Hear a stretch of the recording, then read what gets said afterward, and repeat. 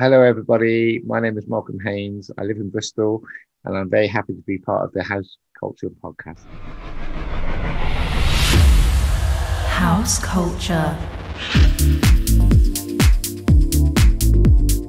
Hello, everybody, and welcome to a very special episode of the House Culture podcast, hosted by me, the managing editor at House Culture, Matt Rouse. Welcome to the podcast. If you've not been here before, hello from House Culture, a collective of house music fans who have come together through their mutual love of the beat to celebrate the spirit of house music. Our home on Instagram at houseculture.net is where the party happens. But if you want to dig a little deeper, you can listen to us chat to genuine house music royalty in our previous podcast episodes that have featured the likes of Norman Cook, David Morales, Danny Tenaglia, Tall Paul and Danny Rampling. But our conversations don't just stop there. As we are House Culture, we like to investigate every element of this scene. And that is why we have also spoken to people like Manumission founding member and Pikes Hotel creative director Dawn Hindle, saxophone sensation Lovely Laura, Kiss FM founder Gordon Mack, and ex-Hacienda regular Buckley. Honestly, if you don't recognise the name, have a listen as we handpick all of our guests to make sure they have a fascinating story to tell. Now that summer has well and truly arrived, you're not missing the festival vibes too much. I know we're all counting down the days until we can gather in a sun-kissed field sometime soon, but in the meantime, this special episode should tide you over until we can all do so again. Because, in celebration of what would have been the 2021 Glastonbury Festival weekend, we caught up with a man who, over a nearly 30-year career working for the festival, became one of the major faces backstage at Worthy Farm. His name is of course Malcolm Haynes, and if that's one that you're not familiar with, if you've ever been lucky enough to have attended Glastonbury, you'll most certainly have partied to some of Malcolm's programming, as he is the person widely credited with introducing dance music to the festival, and was the head honcho of the dance tent, later the dance village, and more recently the huge spectacle now known as Silver Haze. His career at Glastonbury saw him working with a who's who of the dance music community, and as you'll hear in this episode, he is full of many stories about the behind the scenes goings on at the world's biggest festival, including his memories of his first ever Glastonbury experience. I went to a festival when I was 10 years old, and all I remember was naked people dancing. And I just remember it was just quite bizarre. So I think my first Glastonbury experience was when I was 10 years old. The time he turned up at the festival with his own sound system. Literally, I just drove my truck in front of the second stage and we just had a rave. And we did it for 2 nights and it was fantastic. It was amazing. So that was my first unofficial introduction to Glastonbury, and there must have been 3,000 people there. The legendary act that he's most proud to have booked. That's my favourite part of Glastonbury, and Garter has only ever played there once. It was amazing. Every time the bass dropped in, it was like England scoring a goal. I could actually feel the roar in my stomach. It's the most incredible experience of my life. And the reasons why he puts on gigs in the first place. There is no better feeling than whether the venue's packed or whether there's very few people there, but just looking at people and seeing, are they enjoying what they're seeing? And I promoted all my life. I probably lost as much as I made, but I think I can honestly say that I put good gigs on. So, I hope you got your tent packed and your wellies on your feet, as we're about to take a trip to the most iconic music festival in the world, Glastonbury. Here's our guide, Malcolm Haynes. House Culture. Hi Malcolm, thanks for sitting down with us on the House Culture podcast today to share the incredible journey you've had throughout your career. You are widely credited as the man that brought dance music to Glastonbury, and as part of that you basically booked anyone who is anyone within the electronic music scene. However, before we dig into that, we always want to start at the beginning. Can you tell us where you grew up and how you first discovered a love for music? I was brought up in care. I was literally snatched from home when I was about 6 months old. So I've never lived with my parents throughout my whole life. When I was about 7, I got into music, and I used to have a little transistor radio that I used to put under my pillow. and I wasn't allowed to have that radio. So it was I was being very naughty, even at the age of 7 or 8 years old. And I used to listen to Radio Luxembourg, which is a pirate radio station that was based out in the Channel.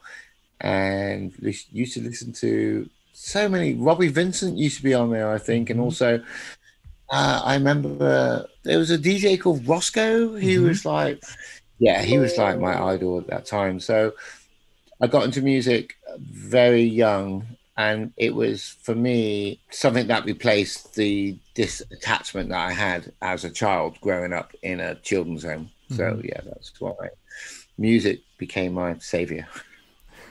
I think for a lot of us as well, yeah. And it's a very similar journey. A lot of the people that we've spoken to as well, having a radio under their pillow at night and, you know, discovering all of this new music. It's kind of illicit in some way. The thing is, Matt, if I would have got caught, I would have had sanctions for like a week, or even some places actually being locked into a padded room because I've been naughty. No way. So that was the risk I was taking. You know, I wasn't allowed to not just listen to a radio, but have a transistor radio. It just wasn't allowed. Wow. Yeah. So, I mean, do you think having such that indelible, that risk, do you think that's what drove you a little bit looking back into the music scene? I don't know. I think as an adult now, you can only look back on your childhood and reflect on what shaped you as a child growing up. And when you grow up as a child, you have nothing to base your childhood on. So you don't look at your neighbor next door and say, oh,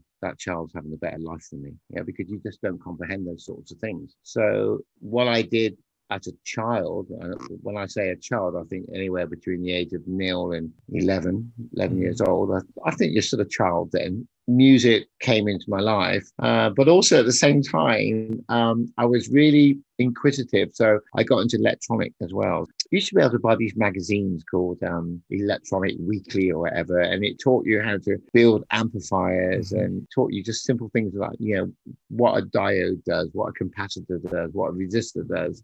So I got to really understand how, because we're talking about the 70s, I suppose, or sort of late 60s, early 70s. So we're talking about sort of how electronic became much more advanced. And so I learned how to build amplifiers from components that I could buy online, So I was in these children's homes and I'd be, the staff would say, what are you doing? I thought, just working on something. The kids are going, what are you doing? I thought, wait and see, And then suddenly in the community room where we had the table tennis and the snooker, I'd suddenly set everything up and just blast out loads of music. And then we go, what the fuck's going on here?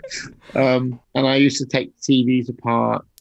Literally up to the age of 9, 10, had a screwdriver or a knife, and I had my hand in the back of TVs, and I blew myself across the room quite a few times.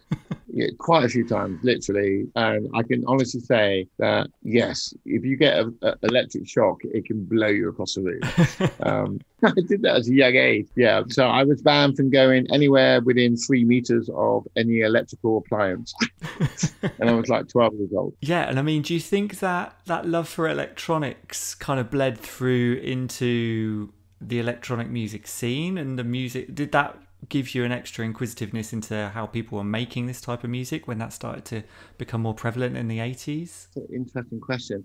Growing up, I played around with the guitar, I played around with the piano, and I couldn't read music, but I could learn chords and sort of play what I thought I could hear. I don't know.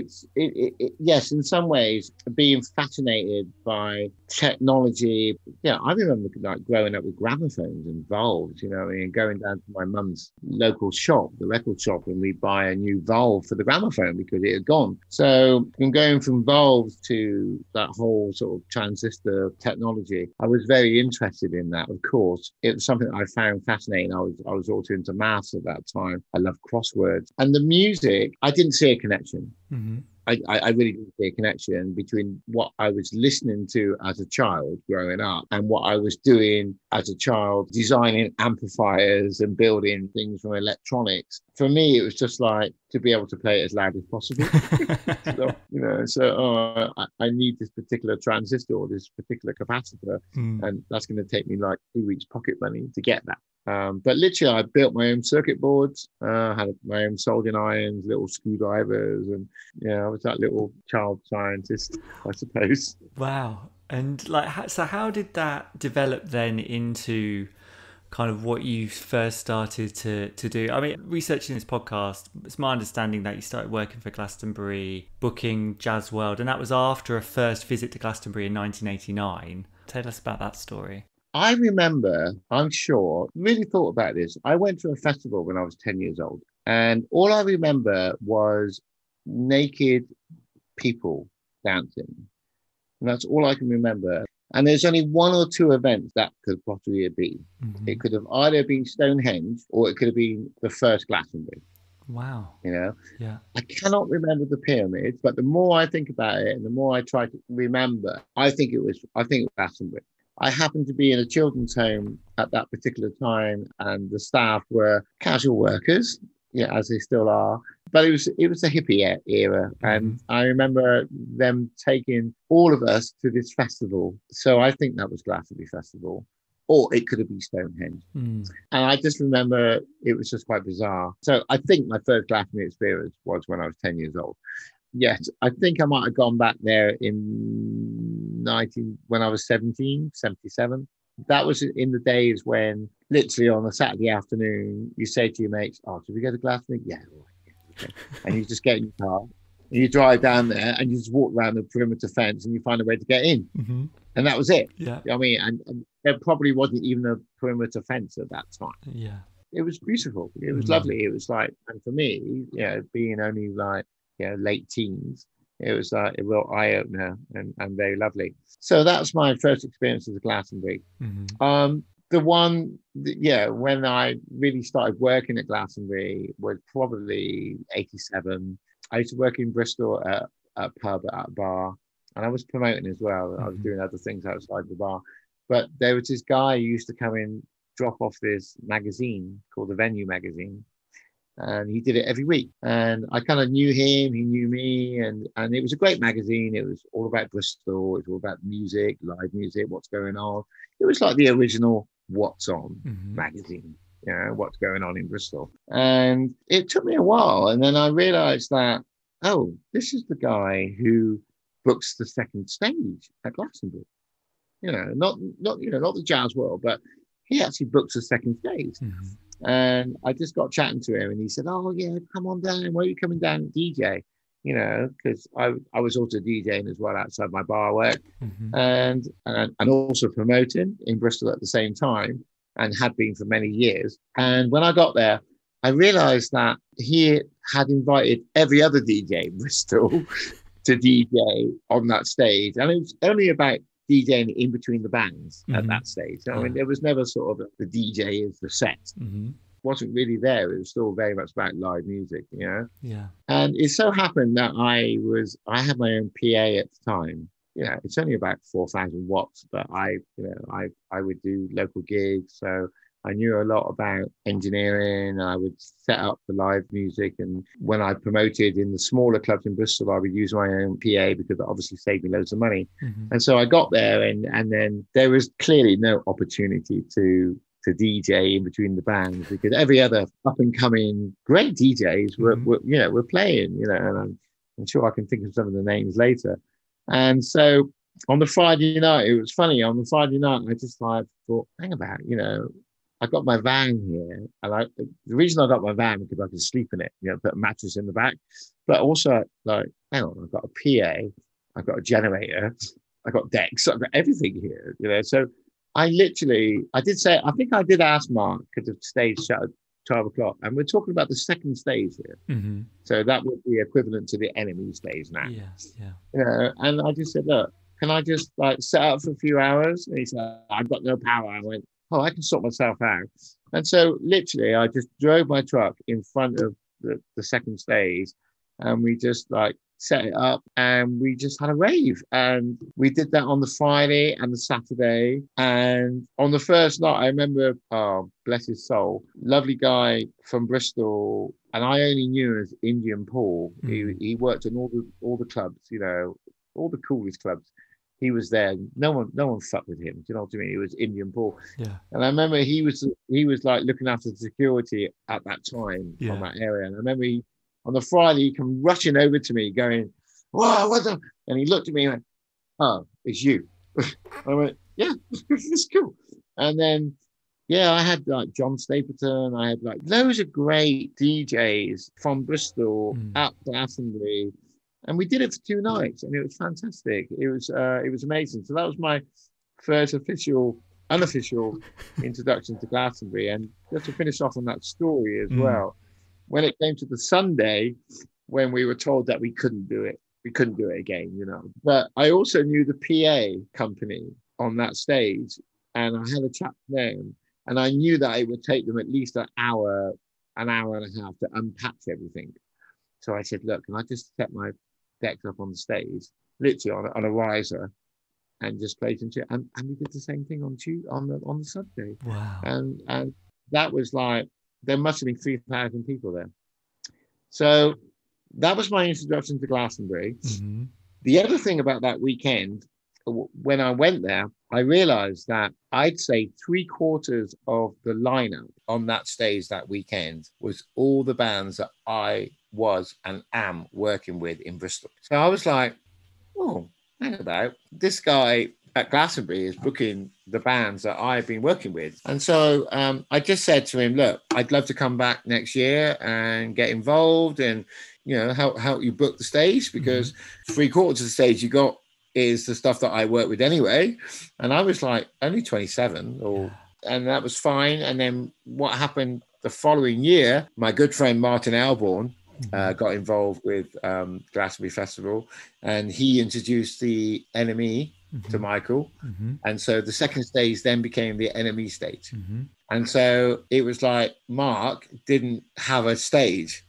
And so I remember talking to him in the preceding year up to the next festival, because I was really keen there. I was like, wow, fucking hell, this guy's running the stage at Glastonbury, and like, it's my fucking lineup. Do you know what I mean? It's like, what's he doing? Copying me? And I realized that he was, and copying a lot of other people, you know.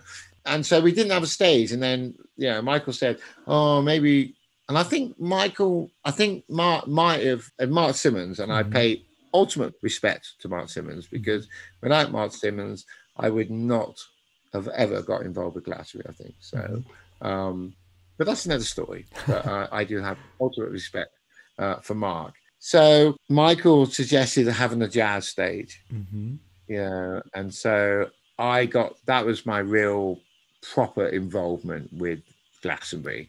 I was kind of official. I was known. You know, I met Michael, met Jean at that time. You know, sadly she passed away a few years later. But lovely, amazing. Yeah, I have a lot of history with Glastonbury. So yes, so I got involved with Glastonbury. I think it was 87. It might have been the first year of the Jazz World Stage. And I remember that we had Galliano was our headline act. So we're in that whole Talking Loud, you know, era. If you look at the records as well, it's kind of, you know, Streetwise or Street Sounds. Street Sounds, yeah. There's a guy called Ali who ran it, didn't he? Amazing guy. I met him quite a few times, and I really admired his enthusiasm for music. And it's funny because what he did, he just reintroduced the music that we were all listening to 15 years before, if you know what I mean. Yeah. I started DJing when I was 13. Sorry, I would like to I think this is really important. This is very important in my life. Yes, one was the music, yes. And two was the fact that I was brought up in care. Didn't mean that my parents fucked me up. The system fucked me up. And I got locked up in a detention centre when I was 9 years old. Not because I'd done anything criminal, but because I'd been expelled from so many schools in Bristol that no school or no children's home would take me. So they locked me up for 6 weeks. So after spending 13 years in care, right, being moved every 18 months on average, different social worker, different school, different set of circumstances, different home. The authorities thought that I would be really good. It would be good to send him home to his mother, who I have never spent more than one night in my whole life between the age of 0 and one with her, which is, and the home life was very chaotic. I'm the youngest of 7. All of us were put into care. So they sent me home. They sent me home at the start of the summer holidays in '73. The local fairground. The local fairground was there. It was in Hartcliffe in Bristol. And I went and worked on the fairground, knowing that in 6 weeks' time I would have to join the local comprehensive school, but I joined the fair and I went and worked there, and it was there for 2 weeks, and they left, and I left with them. I ran away with them. You ran away with the fair. And it took 6 months for the authorities and the police to catch up with me. And ironically, they caught up with me at Glastonbury Fair. And that's where social services and the police came and picked me up and took me back to the home. Yeah. The reason I say this is really important is because despite it took them 6 weeks, whatever, to find me and catch up with me, and I was only 13, I was given a bed, I was fed, I was given a purpose. And for me, it was that was an attachment. Yeah. So when they took me back to the children's homes, I stayed in contact with the fair. So living in an institution, instead of going home at all the school holidays, they would pick me up, the fair people, David and Carol, much respect to them. They're the closest thing to my parents. Yeah. They would arrange to pick me up and take me to the fair, and I would work on the fair with them, and they drop me back off, and I'd come back with a wad of money, because what can you do for the school holidays? Yeah.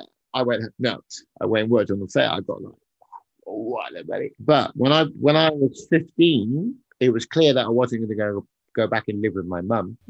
But David and Carol from the fair, they offered to be my guardians. So they became my guardians. They went to court when I was 15 years old, and they became my guardians. Yeah. And I went to live on the fairground. Yeah. And I lived on the fairground full time, traveled around with the fair until I was 18 years old. And at that time, I was promoted within the fair thing, so that I had my own machine. It was a cyclone twist, and I would be responsible for that machine. So I would check the safety of it every day, clean it, make sure it's maintained. But also, I'd sit in the pay box with the microphone playing the music. David and Carol, they could never understand why I was always the last fairground machine to close at the end of the night, because there would just be loads of people around, and I say, it's the music. Yeah. And so they would give me money. So they would say, oh, here's £20, go and buy some records. So I would go to the record shop wherever I was, traveling all over the country. I knew the American imports because I was reading blues and soul. I was reading black music at that time. So I knew what was, I was already into Roy Ayers. I was already into Bob Marley, So part of, when I say that music saved my life, David and Carol Wynne also saved my life. And they gave me that attachment, that grounding, and they caught me at the right time. Yeah. I could easily have gone down a road of being locked up all my life, being a fucking junkie, being a criminal. And I have lots of stories also that helped me decide in my own mind that this is not what I want to do. Yeah. I might have been brought up in care.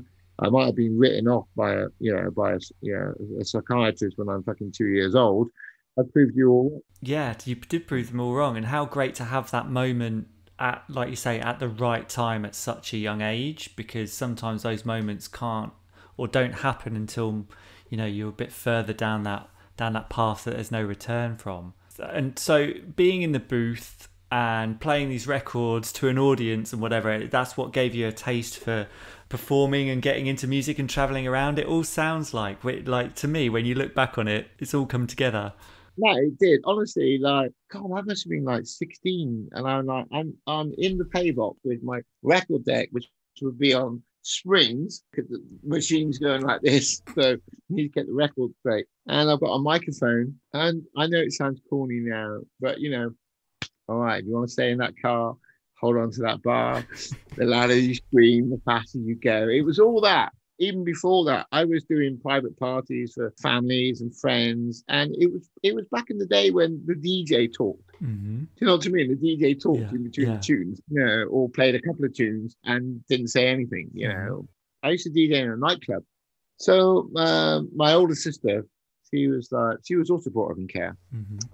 But she, when I was 13, she was like 18, 19. She was being a nurse and working a lot, and also loving music, working in a nightclub. She took me to my first nightclub, which was the Dugout in Bristol. You know, I was 13 years old. I borrowed my older brother's overcoat, Matt, to look older, and I just sat in the kitchen all night helping her do burgers. But anyway, she used to go out with one of Rolls Royce, you know, like car wash, very famous in the 70s and 80s. And she was going out with a guy called Trey Stone. Rolls Royce were playing in Bristol, and Della, my sister, wanted to organize an after show party for them.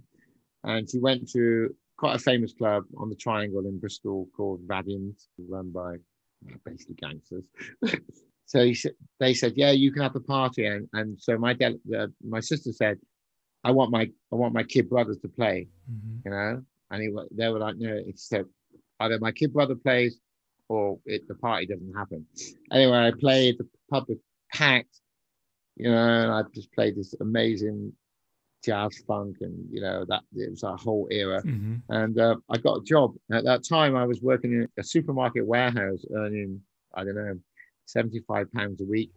And suddenly after that party, the nightclub owner came up to me and said, you know, I'll pay you £170 a week.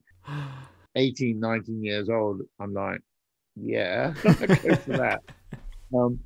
So that's another story how I got into DJing more. But I was always, I think I was always just a party DJ. I was just like a friend of the family, you know, I had some decks, you know, I had a couple of little boxes of records at that time, and I knew how to play. You know, I was like collecting the popular music, mainly black music at that time. And that was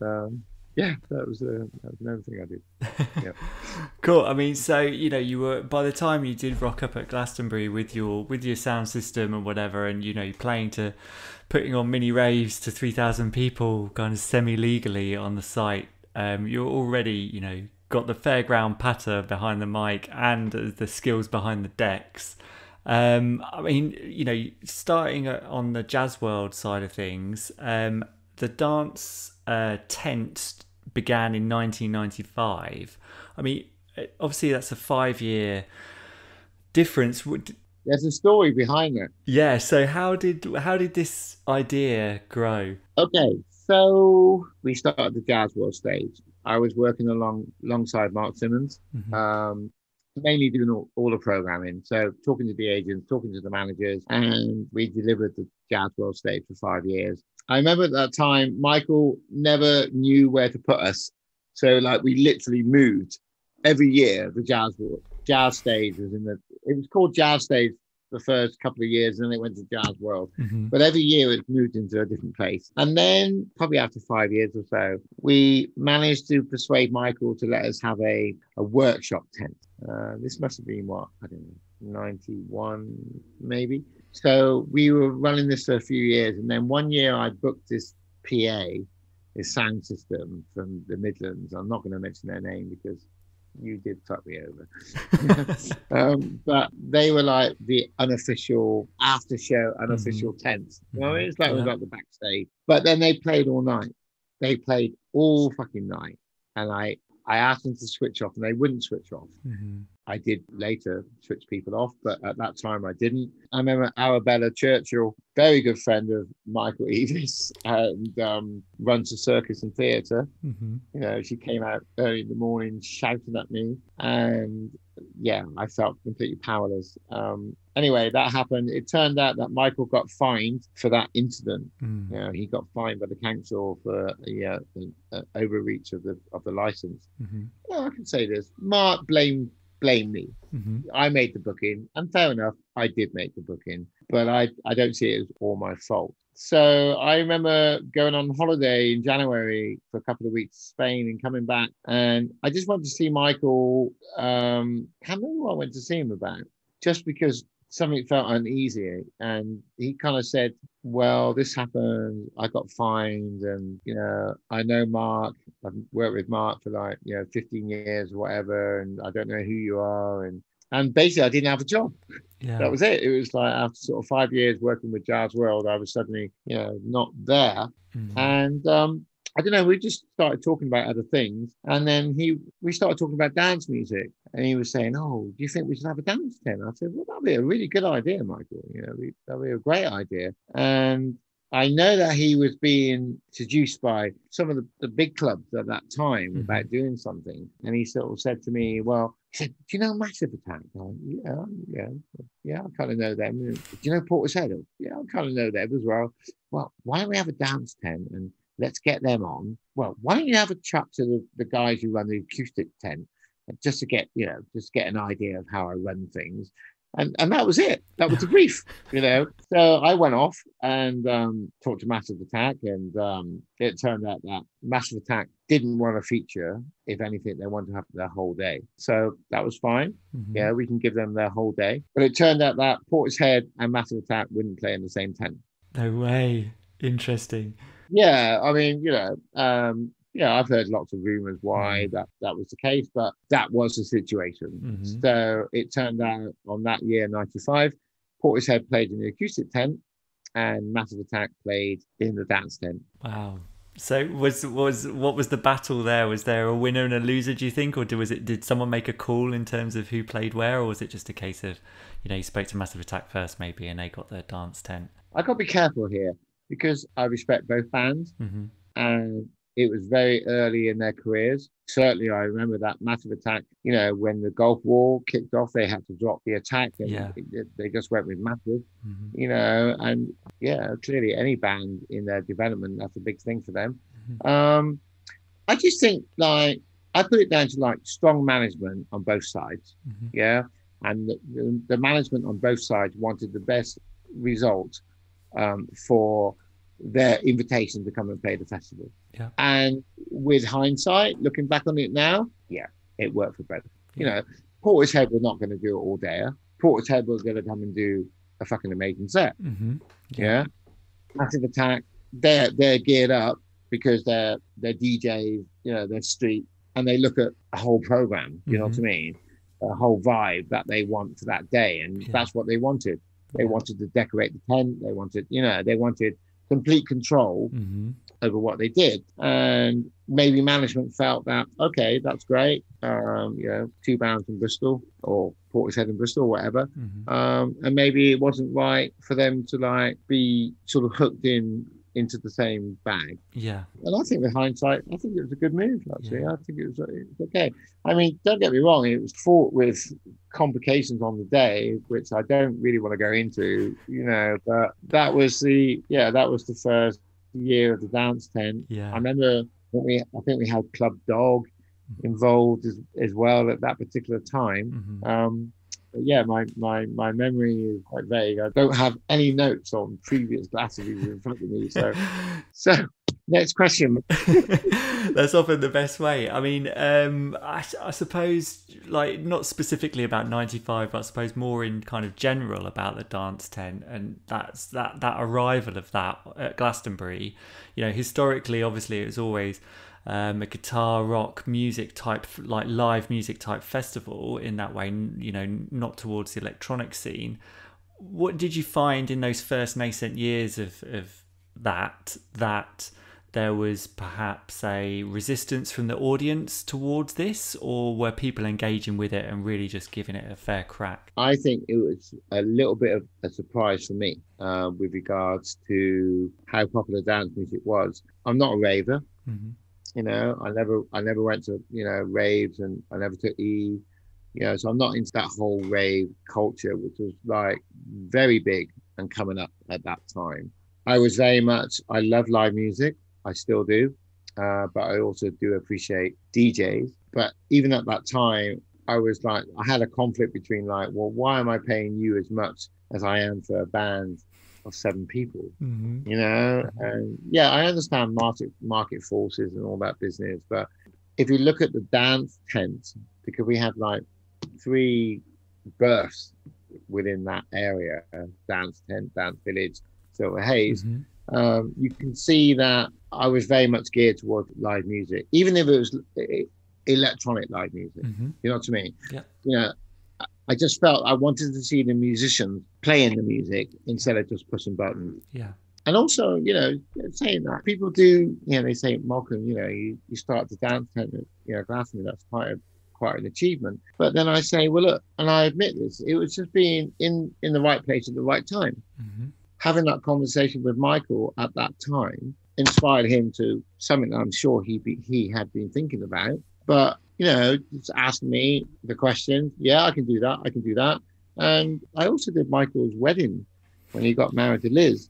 You know, I organised his wedding on his front garden, which is a beautiful day. And also did Emily Eaves's 21st birthday party in her back garden. Wow. At Worthy Farm, which was, the theme was, Emily wanted the theme of Queen of the Desert. Oh, Priscilla, Queen of the Desert?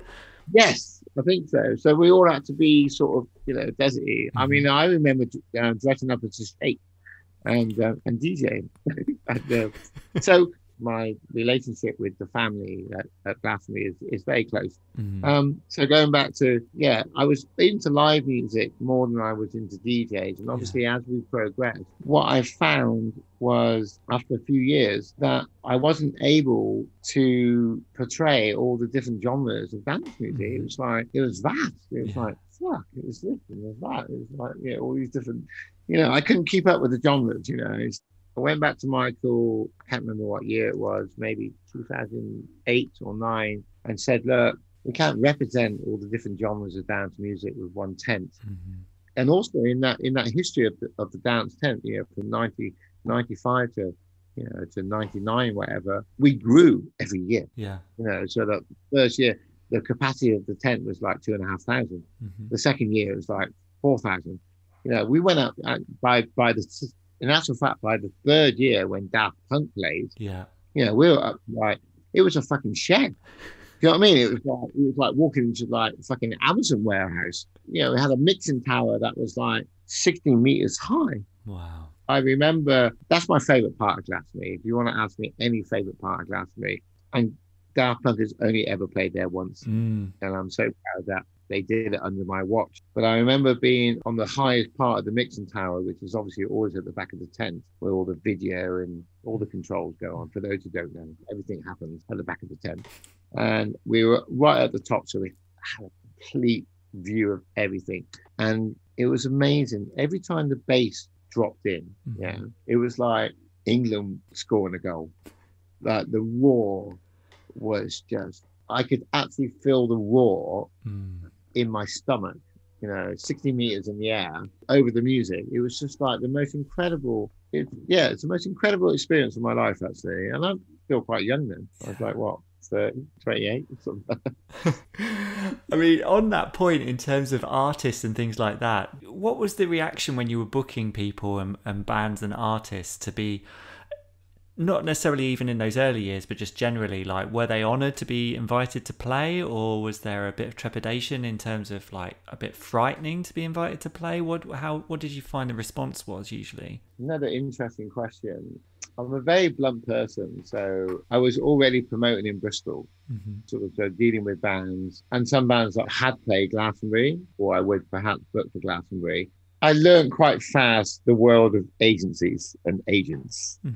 So I realized that I had to make a relationship with the agents more so than the bands themselves. And when I was promoting in Bristol, I would pretty much, it'd be 50-50, like it'd be half management, half dealing directly with the band, and the other half would be through agents. I found it quite overwhelming, to be perfectly honest. I used to make a habit of going to see all the agents, maybe in November, December. You know, I'd sort of set aside a few days that I can be in London, and I go and see them all.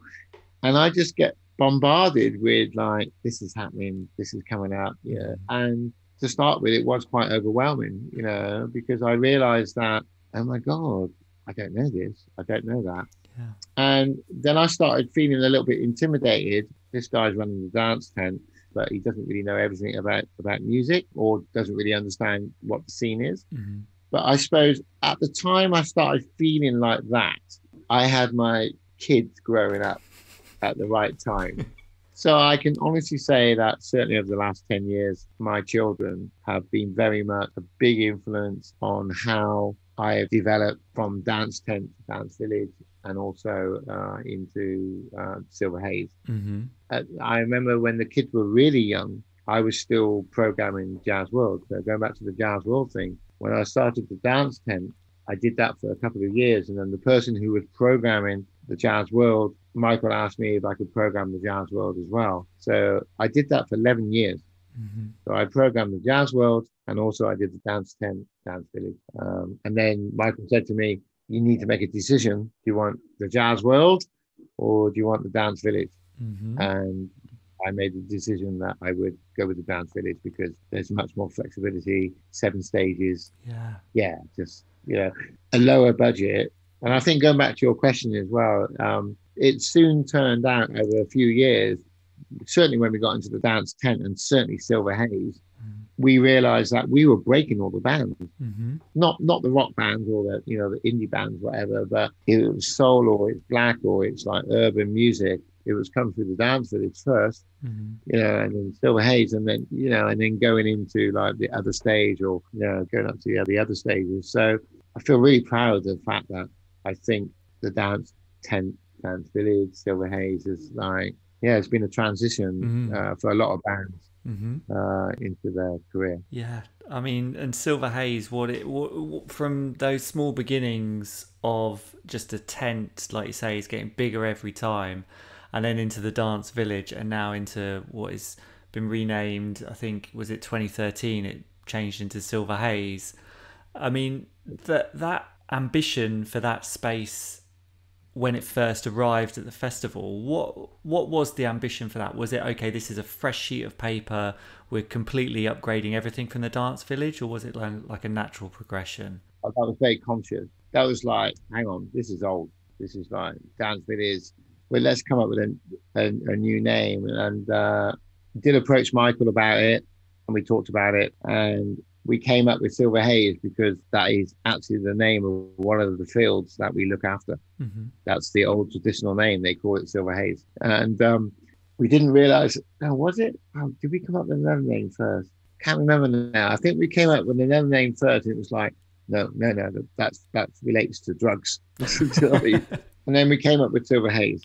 So I think we came up with some other name first. And it was like, oh no, let's call it Silver Haze. So yeah, that was Michael's choice of name. And it was great. And the funny thing about it is like Dan used to do all the signage throughout the whole site, assumed, and we should never assume, bless you, Dan, he wrote Haze wrong. So he did like sort of 200 signs with Silver Haze. I sort of remember going to him going like 2 days before the gates open going, oh, Dan, by the way, all the names are about wrong. But no, it was fine. It was good. And yeah, it's been an amazing journey at Silver Haze. Yeah, there's so much going on there as well in terms of the breadth of genres and whatever involved, not just in kind of dance music as well. You've got roots, dub, reggae, all of those kind of different flavours all being introduced as well. I mean, how important is it, do you think, to offer that diversity to a festival audience? Really important, I think. And also I couldn't, I'm going to pay homage to a few other people as well, because I couldn't have done this on my own. I've worked with some amazing people. A lot of people have worked with me personally, either at Jazz World or at Dance Tent or whatever, and gone on to, run their own festivals, etc. But I think definitely when we went from Dance Village to Silver Haze, we brought in some new programmers, some fresh blood into the thing. That's when Tom and Dave from Team Love, who are really fantastic, beautiful, successful music-loving festival organisers. That's how I explain it. Yeah, I mean, even when they came in, Tom started off working in the admin, on production, and slowly, they worked their way through. And so I've always wanted to like allow other people to be able to use me as a platform to go forward or learn, that little bit of aspect in the music industry. I think I might have digressed a little bit there. So with people like Tom and Dave, and also my daughters, and my son, it wasn't just me programming Silver Haze. It was like the family. Yeah. I think that's why we were able to like put that diversity on.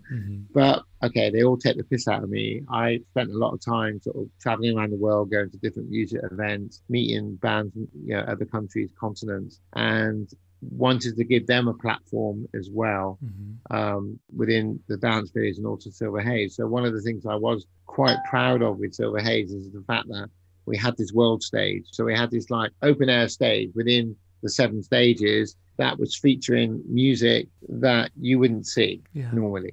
But I've seen them, I've been there. I think diversity is really, really important. And I don't mind if people come and see something and go, oh, I didn't like that. Great. Okay. Fine. But also, there's a lot of other people who did. Do you see what I mean? So when you're programming something, I still go back to my own original gut feeling. It's like why I started promoting. I would look at a band or look at an idea and I want to put that idea on. And I think that this makes me feel good. I like this. I think I can sell this to other people. I used to, when I was DJing, when I was young, I don't know, 16, 17, I used to organize coach trips to like Frome or Cheltenham or Gloucester. And I would just be the guest DJ. But I would organize like 1 or 2 coaches to come along with me. So it'd be all my mates in the pub. For weeks I'll be going, do you want to coach? 4:30, 10 for me. Don't forget, right? Okay, blah, blah, blah. So I would take like 70 people with me and I wouldn't get paid from the club, but I'd make my money from the 50p on top of it cost me for the coach, if you understand what I mean. So I got into promoting quite young, but I love it. I mean, at the end of the day, Matt, there is no better feeling, whether the venue's packed or whether there's very few people there, but just looking at people and see, are they enjoying what they're seeing? And I promoted all my life. I probably lost as much as I made, but I think I can honestly say that I put good gigs on. Yeah, I think as well, the overarching feeling we've had when we've spoken to other promoters is, you do it for the love, you don't do it to make the money, certainly. And yeah, like you say, being able to present something to someone and seeing them enjoy it, if that gives you back the enjoyment that they're having as well, then if you can make a living out of that, then that's great, isn't it? Yeah, and it wasn't much of a living. I mean, promoting's like gambling. It really is. But you gamble with your creative emotions. It's like, I love this. This is brilliant. Other people should see this. So a lot of my promotions in Bristol, I would rely on my reputation. And I introduced lots of new bands to Bristol. It wasn't about whether you knew the band. It was like, well, who was promoting it? So the gigs I did in Bristol were all about, it was about, well, who's putting that on? Moggy's putting that on. Oh, that's going to be good. I don't know this, but I'm going to come along and see it. And I'm very thankful that I think I chose good music. And then I got into club nights and obviously started putting DJs on as well. I mean, so yeah, you were the trailblazing tastemaker, like you say. If people are looking at, okay, well, if Malcolm's chosen that or he's into that, then I know that I'm going to enjoy that. I suppose if you come to a few of my gigs, then you understand my style of music. So it's about, oh, well, I like the last gig he did or the one before. So maybe I'll come and check that out. I would work on that reputation, and then obviously I would put the obvious ones on, like, I don't know, Knit and Sawney, Public Enemy, do you know what I mean? And it's, as a promoter, it's always about being the first or getting the right band, maintain your credibility. Is there anyone over your promoting career, whether it be in Bristol or during the Glastonbury years or whatever, that you've really pursued?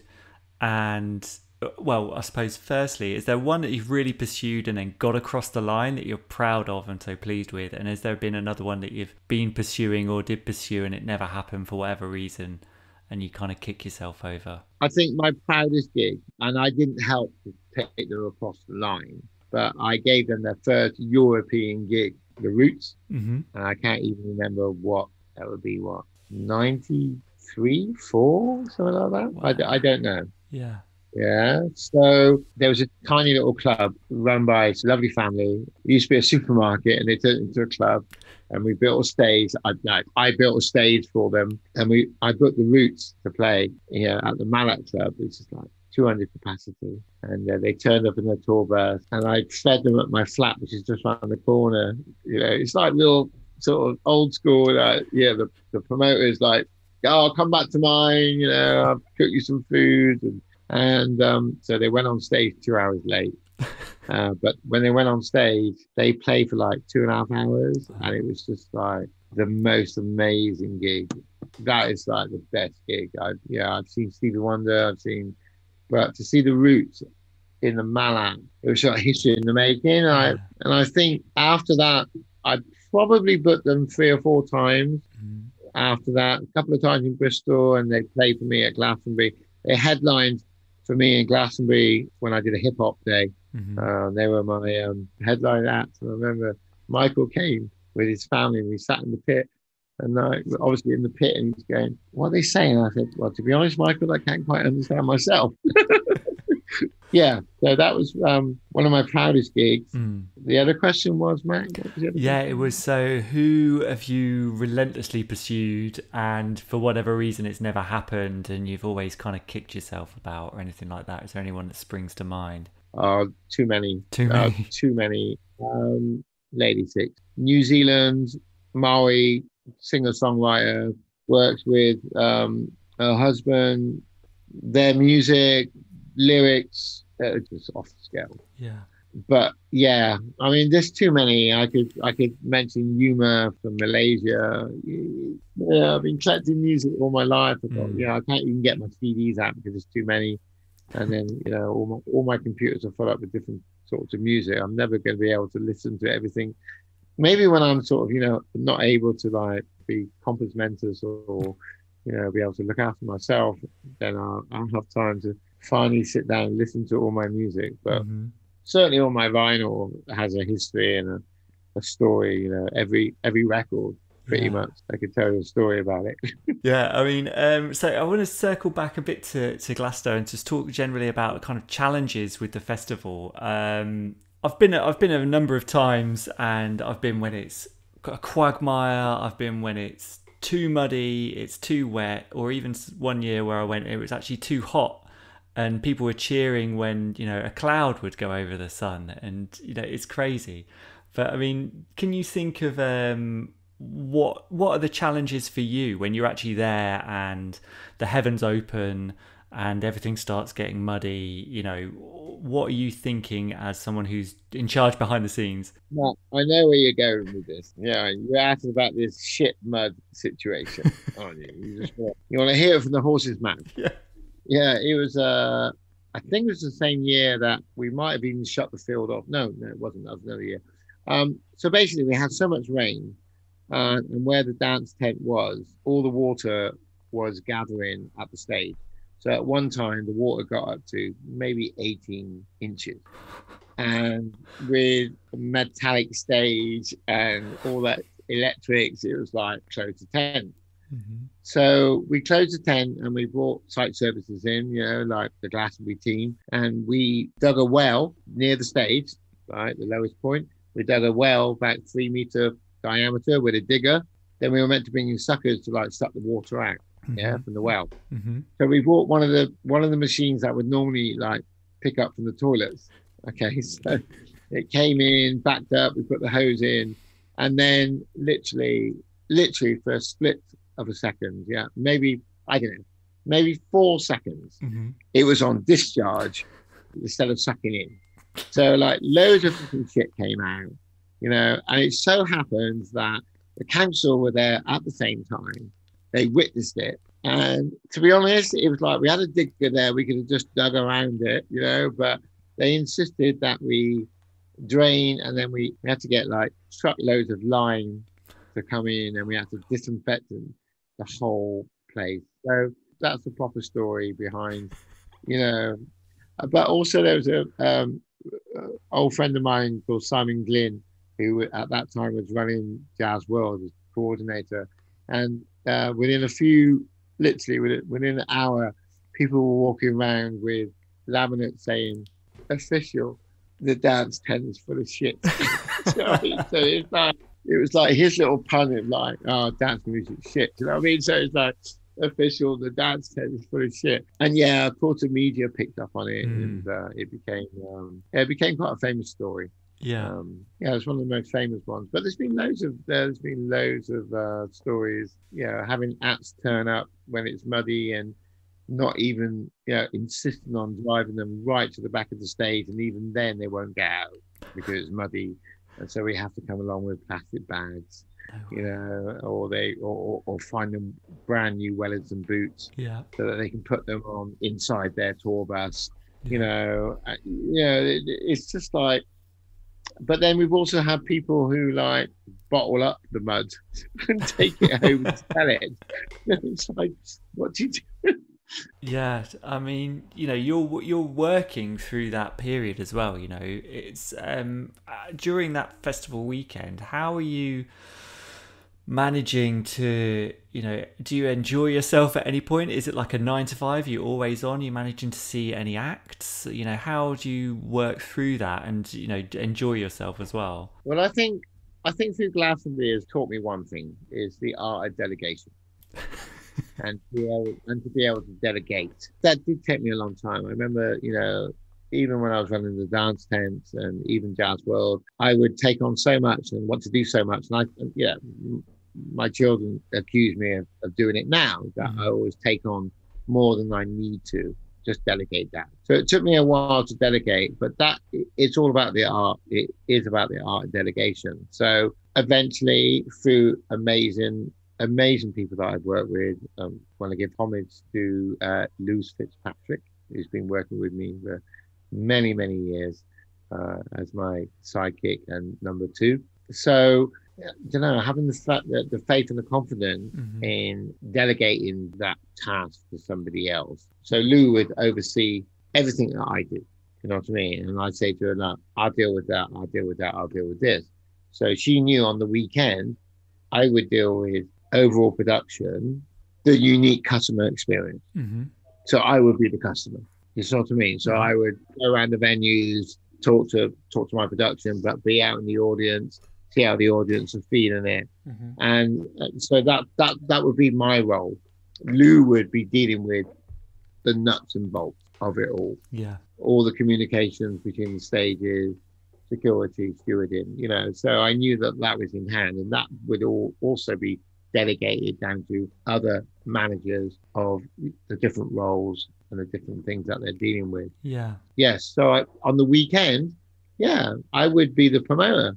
I would go around, check on my staff, make sure everyone's happy, but also, do my best to meet the agents, meet the managers, meet the occasional artist. I wasn't really ever really interested, and I don't mean this against any artist who's ever played for me.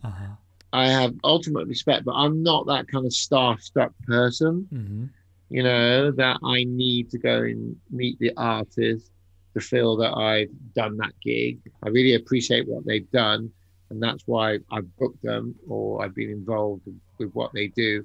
It's not important for me to meet them personally, so I won't want to impose myself on them anyway.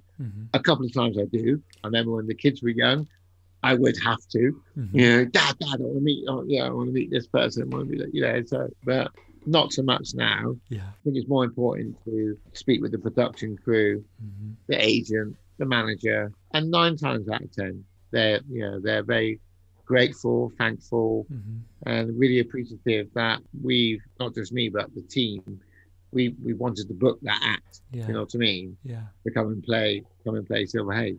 Yeah. And when you're booking the acts, like, you're discovering all this new music, and you've already said, it's very difficult to stay on top of genres, on top of all the new music that's coming out. Is there anything that you've booked or and then you've seen at the festival and like that has really surprised you and really like, wow, I did not expect that, or I've never heard of these guys but they're incredible, or what? Take me through any of those moments you can think of. Very little, to be honest, Matt. I'm a little bit of a control freak, so I like to know what I'm putting on.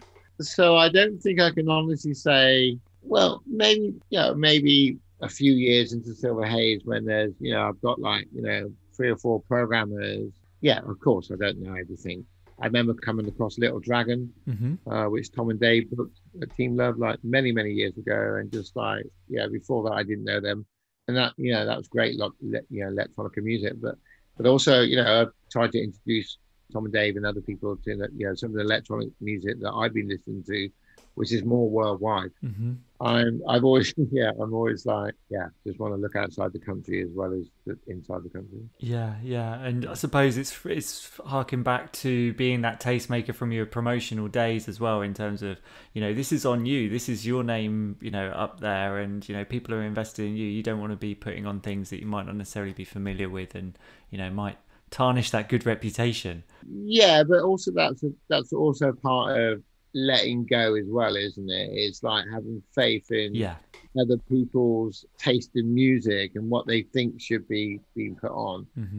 I think like running Silver Haze has been a mixture of what's obvious that should be put on and like what should we introduce people to. And I was quite surprised with Silver Haze because and also with the dance village to some extent, that people would just come and spend the whole weekend in our area and not necessarily go to the other areas, unless they want to really late at night, then they go to the southeast corner. You know what I mean? But generally, they just like spend the whole day down in Silver Haze because there was so much diversity within the area, and it's pleasant. It's like easy on the eye.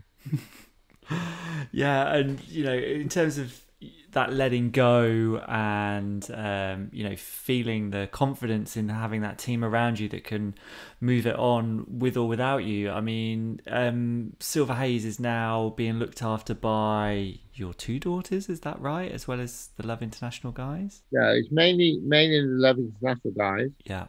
And my daughters are involved with programming and development. Yeah. My ambition is that I will stay ambassador and I look after the backstage vibe. Yeah. I mean, apart from that, what was your advice to them? Or I suppose, had they been involved just so much over the years that they kind of knew what they were taking on? I really don't have any advice for them at all.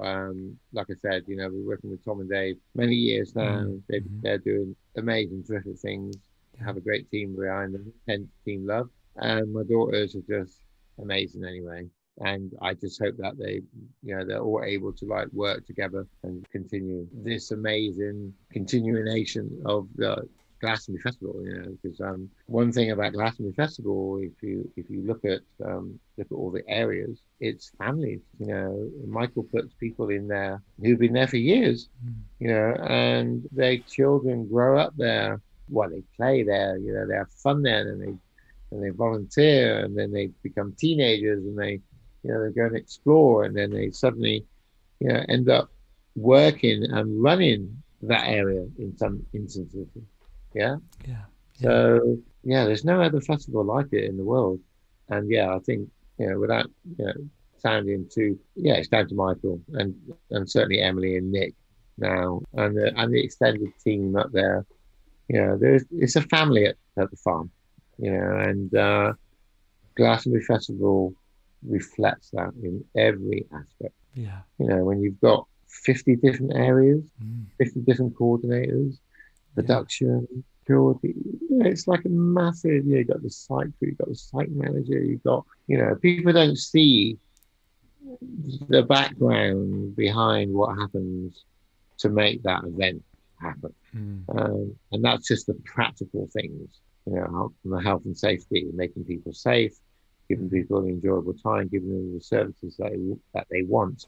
But also there's an organic, creative, amazing team that make it happen. And I'm certainly blessed and proud to somehow have got involved with this.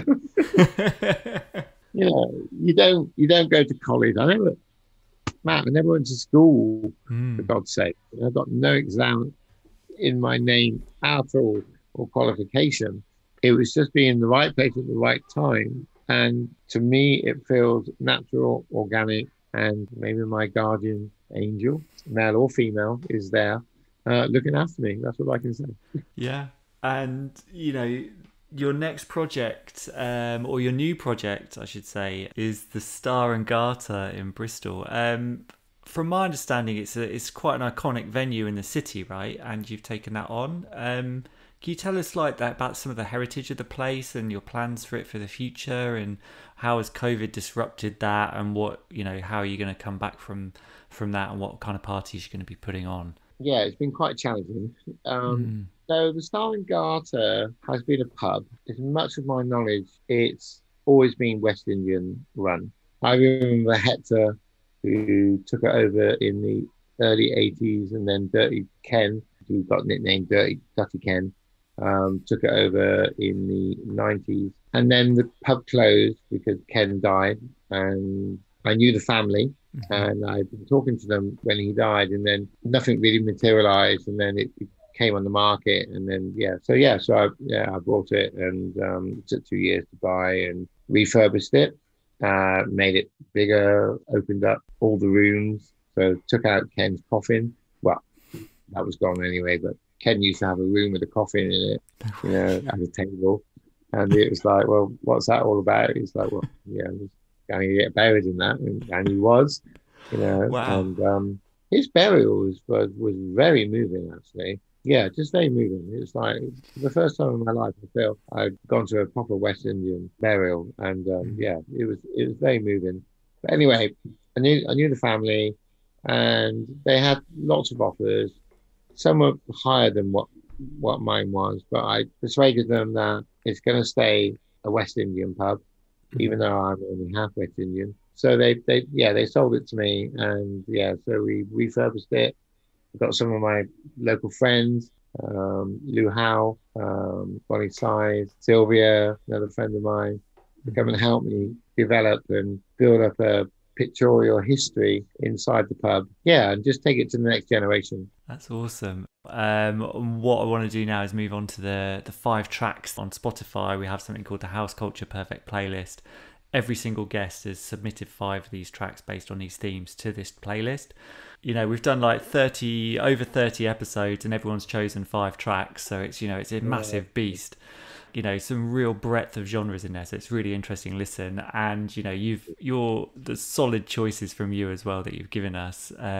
You know them? You know the track? Yeah, no, I'll tell you what. I'll tell you which ones I knew as we moved through them. There was one in particular that I knew, but I didn't know the name. We'll come to it, and we'll talk about it. But we always start off with a catalyst, and you have chosen Eddie Grant, Time Warp. Mm-hmm. Yeah, but I thought they were called something like the WLH band or something like that. It was on Cactus Records, I think. Yeah, so it's an Eddie Grant tune. He went on to do Electric Avenue and I Don't Wanna Be There, all that sort of stuff. But it was an instrumental, absolutely just took me away. Yeah, it's just like, wow, what is this? Yeah, it's a mind-blowing track, like completely different from that era as well. Nothing else really sounded like that, I'd imagine, during that time. It was. And for me, it was, it's kind of going back to, because at that time, I was also DJing at a club where I wasn't allowed to play my own music, only on the weekends, but only, so in the week, I'd have to play like chart stuff, and I hated it because I was getting paid good money, but I hated it, you know what I mean? So that was one of the tunes that came along. It's like, oh my God, fucking hell, thank God, I mean, as well as the Fat Fat Band and all that sort of stuff, it was like, wow, that's my kind of first electronica, like, wow, this is great. Yeah, and a floor filler. I love this. Yeah. Tell me what it is. I'm a disco. Yeah, I love disco, and I've always been a disco. Yeah, so Tavares, Heaven Must Have Sent an Angel. It is a floor filler, and you know what? You can just put that in wherever. If you want to change the genre, you want to change anything, it doesn't matter. You could be playing the most banging tune, drum and bass. You put that in, and everyone will dance. They will. The definition, of a floor filler, and I'm thinking about the track now. I'm smiling. Matt and listeners, if you listen to the intro, that instrumental intro, first of all, it starts off on one level, and then it takes you to a higher chord, and then it's like the vocals just come in And it's like, I'm ready. Do you know what I mean? Yeah. It's like, well, I'm ready to dance. Cool. All right. A tearjerker. This was one that I wasn't really familiar with, but I am familiar with the band, but not this particular track. Mate, that's all to do with my childhood, really. That's Mm, all it's got to be 1972, 1973 tune. yeah. Twilight, amazing soul band. Eugene Record, I think, was the lead singer at that time. I didn't know anything about it. I was still growing up. But it was a song that touched my heart because I felt like an outsider, even though I didn't really understand the song about a man's love or a boy's love for another woman. I think it was more about the lack of love that I had. So yeah, that I make no apologies. That's my tearjerker. Yeah, Yeah. Homely Girl, isn't it? anything from the Shy Lights and the stylistics and Teddy Pendergrass and that kind of soul, that comes from the soul. Yeah. Yeah. Proper soul music. Yeah. And a last tune. This was the one that. You missed that one. The Sunset. Oh, sorry, the Sunsetter. Yeah, no, I have. Sorry, you're right. My God, thanks for picking up on that. Yeah, no, the Sunsetter. It's a no-brainer, isn't it? It's Kool and the Gang, Summer Madness. Whether it's the live version, the extended version, the single version, whatever version, that is the ultimate. It ends with a ring. It ends with a ring in your ear that's not too piercing, but even when the track is stopped, the ring just continues to a little while. It's an amazing song. It's an amazing song. Yeah, yeah. And then the last one. Yeah, last one. This was the one that I've heard a million times. I never knew. Yeah, well, I've heard it. You hear it in the background of things, don't you, in adverts and stuff like that. Or You never knew what it was. I never knew. Yeah, what it was. And then when I listened to it before this, it just brought this huge grin onto my face. Right. Okay. I'll tell you a little story behind this tune and why it's my favorite. And it's not just my end of tune, but it's also if I'm following a DJ at a club, I will just put this tune on because I'll just take everybody away from whatever they were fucking listening to. It's like, wow, we're gonna rewind, start again. Yeah. So this particular tune was in the chart in 1960. Okay, I was born in 1960. So in some way, in my subconsciousness, I was brought up with this tune because it was popular music. Yeah. And literally, when I was 40, I was at Electric Picnic. We were setting up the Pussy Parlour. I had a whole team of crew and friends with me. And they brought me a card and they brought me this 1960 hits from the 1960s, number one hits from the 1960s. And I remember the festival wasn't even open, but I remember just whacking the CD on, because we had the sound system on and everything. And it was like the third or fourth song on. I was walking across and I just stopped in my track. I was like, oh my God, I've loved this all my life. And I don't know why. What the fuck is it? You know what I mean? And that's it ever since. For the last 20 years, I think. Yeah, 20 years. I have been playing that song as my last tune if I'm doing a set or if I'm following on from somebody else to get everybody's attention. And normally what happens, Matt, at the end of the night, whatever happens, they all start waltzing or they all try to waltz. It's fucking hilarious. It's absolutely hilarious. So that is the story behind my last tune. Yeah, what? Tell us what it is, who it is, and what it's called. Oh, sorry, it's Percy Faith Orchestra, and it's called "Theme from a Summer's Place." Yeah, I love Kit's music. As well. To have that, like you say, it's like a palate cleanser. If you're following someone and you put that on, that's like, okay, I'm reset now. Yeah, that's my reset tune, last tune. And no one ever comes up and complains. You just see 15 or 200, 300, 400 people suddenly go from banging that disco tune or even that drum and bass, and you just stick that on as the last one. And then they all start waltzing. Fantastic. A lovely way to finish the night because it's a lovely tune. It's just lovely, beautiful. Yeah, everyone floats home. Yeah, brilliant. We always finish with one final question to really wrap it up. Is that we are house culture and we're interested in all kind of club culture, music culture across the broad spectrum of everything, and we always ask, our guests who exist within this culture and have made it their life, when you look back on it and try and sum it up, what would you say that it's brought you overall, the culture in terms of music that you've dedicated your life towards? Kept me young. It's kept me young. Yeah, I think so. There's a lot of people my age wouldn't be doing what I'm doing. But yeah, my love of music just keeps me young. Perfect. That's a brilliant place to end, and a great final thought, I think. So let's stop there. All right, Matt. See you later. House culture. What a guy. What a life. There were some incredible stories in there, right? Everything from Daft Punk, diva-like demands, and a dance tent full of dung. You can certainly experience all of the rich variety of life at Glastonbury. I want to say a massive thanks to Malcolm and his family for making that conversation happen. It was a joy to sit down with him and hear his story. And I also hope that it satisfied some of your hunger for the festival experience that we're all missing out on at the moment. We shall be returning to live music in Muddyfield soon.